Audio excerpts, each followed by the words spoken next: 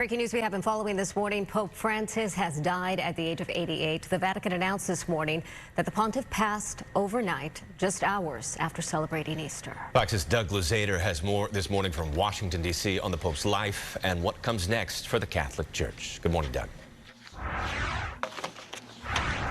We know the Pope had been facing significant health challenges, but this news may still come as a shock to Catholics around the world.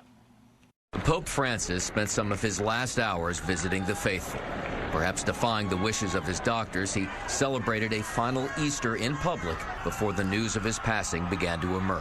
It's both, stunning and shocking in one way, because yesterday the Pope was out in St. Peter's Square. He rode in the Pope-mobile.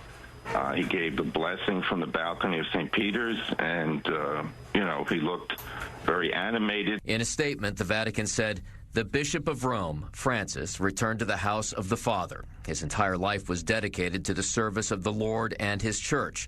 He taught us to live the values of the gospel with fidelity, courage, and universal love, especially in favor of the poorest and most marginalized."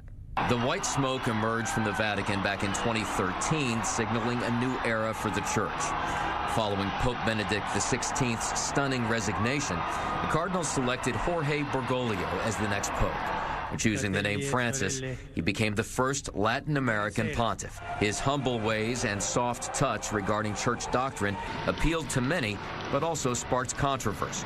I know you've not been feeling great, but it's good to see you in better health. Just yesterday, Vice President J.D. Vance visited briefly with the Pope, a warm exchange despite some divisions.